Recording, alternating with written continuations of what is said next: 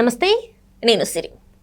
War 2 Hrithik Roshan ఇంకా junior NTR గారి కాంబినేషన్లో వస్తున్న సినిమా. అయితే మొన్న అనుకోని సంఘటనల వల్ల హృతిక్ రోషన్ గారు గాయపడి రెస్ట్ మోడ్లో ఉన్నారు. సో దీంతో ఈ సినిమా వెనక్కి పోతుందని చెప్పేసి అందరూ అనుకుంటున్న తరుణంలో యష్ రాజ్ వాళ్ళు అయితే ఒక ట్వీట్ అయితే చేయడం జరిగింది. ఆగస్టు 14న రాబోతుంది, అల్లకల్లను సృష్టిస్తుంది అన్నట్టుగా వాళ్ళు అయితే ట్వీట్ చేశారు. సో దీని మీద స్పందించడానికి మనతో పాటు ఉన్నారు ప్రముఖ సీనియర్ జర్నలిస్ట్ యజ్ఞమూర్తి గారు.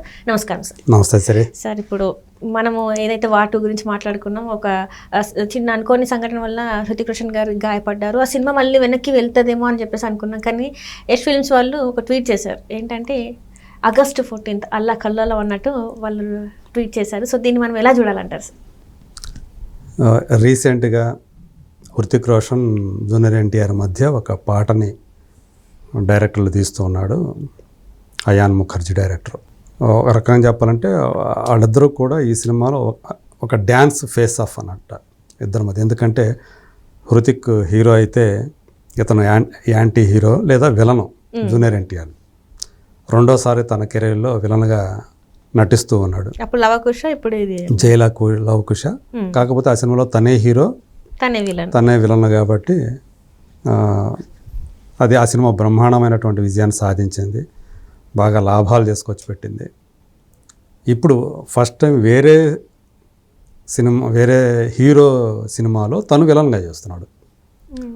ఇది ఫస్ట్ టైం అన్నట్టు. అట్లా కెరీర్లో రెండో సినిమానే విలన్గా, బట్ వేరే హీరో సినిమాలో విలన్గా చేయటం అనేది ఫస్ట్ టైం. ఇంకా వేరే భాష కూడా, పైగా ఫస్ట్ టైం బాలీవుడ్లో నటిస్తూ ఉన్నాడు. కాబట్టి ఈ సినిమా సంబంధించి చాలా విశిష్టతలు ఉన్నాయి, విశేషాలు ఉన్నాయి వార్ 2కు సంబంధించి.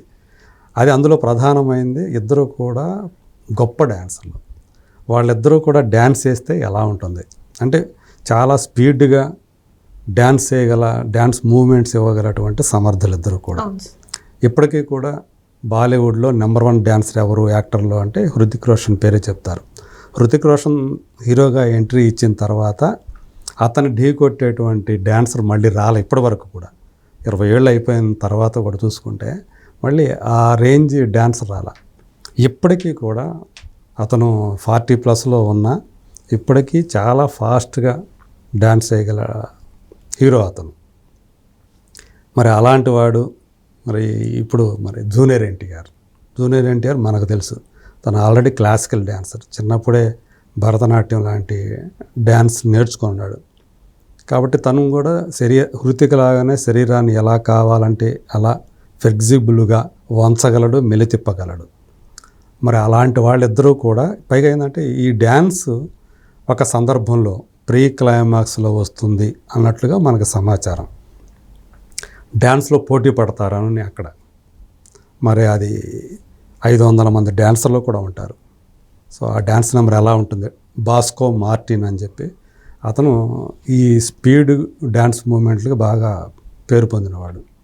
మరి మార్టిన్ వీళ్ళ చేత ఎలా డ్యాన్స్ చేయించాడు, మరి ఇది పోటీ కాబట్టి ఎవరు గెలిచారు ఏంటి, మరి విలన్ కాబట్టి ఓడిపోతాడా, ఇలాంటి రకరకాలటువంటి సందేహాలు ఉన్నాయి జనంలో.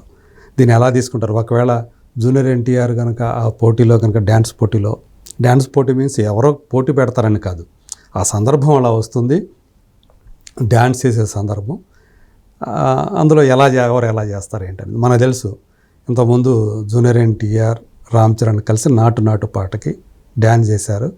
అది ఎంత మేహం సృష్టించిందో తెలుసు మనకు వరల్డ్ వైడ్గా.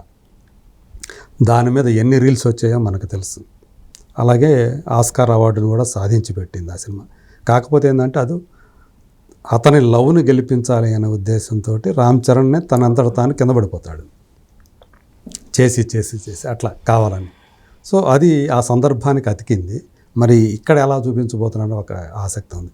సరిగ్గా ఆ పాట తీసేటప్పుడే అతని కాలు మెలికపడి ఆ మూమెంట్లో, అది కూడా అంటే అది చాలా క్లిష్టమైనటువంటి డ్యాన్స్ మూమెంట్స్ ఉంటాయి కాబట్టి రిహార్సల్స్ చేసుకొని తర్వాత కెమెరా ముందుకు వచ్చి చేస్తున్నారు.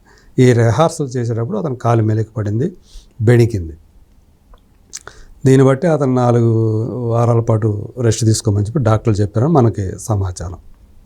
మొత్తం డిస్టర్బ్ అయిపోవడం వల్ల దీన్ని మళ్ళీ మొత్తం అందరికి ఆ క్యాస్టింగు అదంతా చూసుకొని మళ్ళీ మేలో పెట్టుకున్నారు అని చెప్పి మనకు సమాచారం. అయితే టాకీ పాట అంతా ఆల్మోస్ట్ అంతా అయిపోయింది, ఏదో కొద్దిపాటి ప్యాచ్ వర్క్ తప్ప. ఆ పాట కాకుండా ఇంకొక పాట ఏదో ఉంది హృతిక్ రోషన్కి సంబంధించింది అని చెప్పేసి, బహుశా హీరోయిన్ తోటి అనుకుంటా. మరి 14వ తేదీ ఆగస్టు 14 ఇదివరకు ఎప్పుడో అనౌన్స్ చేశారు డేటు. మరి వస్తుందా లేదా అని ఒక డౌట్ నడుస్తూ ఉంది సోషల్ మీడియాలో. దానికి సంబంధించి వేరే వాళ్ళు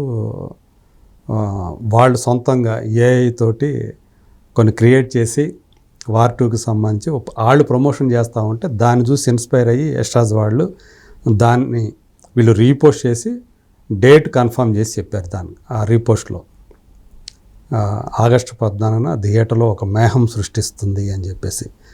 సో ఖచ్చితంగా మళ్ళీ ఆగస్టు 14th నుంచి వాళ్ళు పక్కకి వెళ్ళటం లేదు, అదే డేట్కి స్టిక్ ఆన్ అయి ఉన్నారని చెప్పేసి అందరూ కూడా మనకి తెలియజేసినట్లే. సో మరి ఇప్పుడు నిజంగానే జూనియర్ ఎన్టీఆర్ ఆగస్టు 14th మన ముందుకి వార్ 2తో రాబోతూ ఉన్నాడు. దేవర తర్వాత వస్తున్నటువంటి సినిమా. దేవరతోటి కొద్దో గొప్ప, ఎందుకంటే అక్కడ కూడా ఒక 50 కోట్ల గ్రాస్ సాధించింది నార్త్లో కూడా దేవర.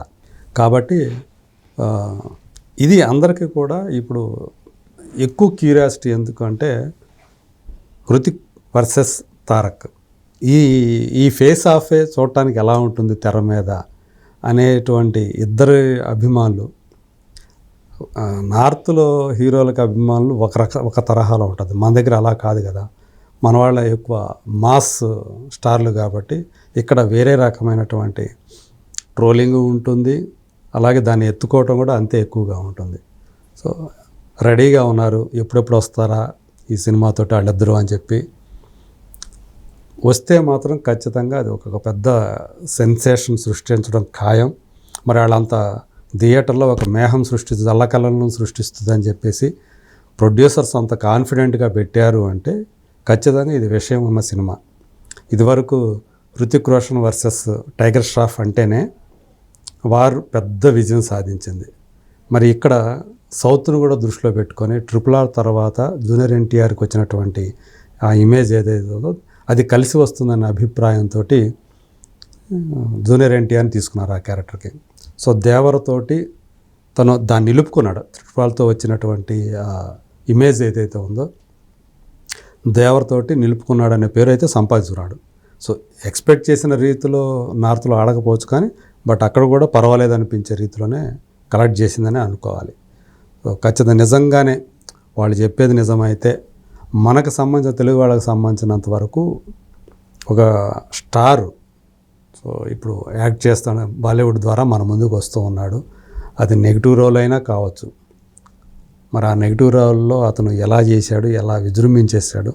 ఒకప్పుడు జై అనే క్యారెక్టర్ తోటి జైలా ఉకుస్లో చేసిన జై క్యారెక్టర్లో ఒక రావణాసురుడు లాగా అతను కనిపించినటువంటి తీరు, ఆ క్రూరత్వాన్ని, ఆ దుర్మార్గాన్ని అతను పర్ఫామ్ చేసిన తీరు అందరినీ మెప్పించింది. సో ఇప్పుడు మరోసారి హృతిక్కి తగ్గ విలన్గా అతను ఎలా మెప్పిస్తాడు ఏంటి, మరి నిజంగా ప్రొడ్యూసర్ చెప్తున్నట్లుగా ఇది ఒక మేహంని అంటే ఒక అల్లాకల్లోని థియేటర్లో సృష్టిస్తుందా ఏంటి అనేది చూడాలి. అన్నిటికీ మించి వాళ్ళిద్దరు డ్యాన్స్ పర్ఫార్మెన్స్ ఒకే స్టేజ్ మీద వాళ్ళిద్దరూ పోటాపోటీగా డ్యాన్స్ చేస్తుంటే చూడాలి అనేది చాలామంది కోరుకుంటున్నటువంటి ఒక అంశం. మరి దానికి తగ్గట్టుగా ఆ సినిమా అటు డ్యాన్స్లో ఇటు యాక్టింగ్లో కూడా వాళ్ళిద్దరు పోటీ. సో అది చూడాలి అని చెప్పేసి అందరూ కూడా ఎదురు చూస్తూ ఉన్నారు. ఆగస్టు 14th నిజంగానే వాళ్ళు చెప్పినట్టు ఆ రోజు కనుక వస్తే మరి నిజంగా అల్లకొల్లోలమే అవుతుందేమో చూడాలి. Right sir, right. Thank you so much sir. Thank you.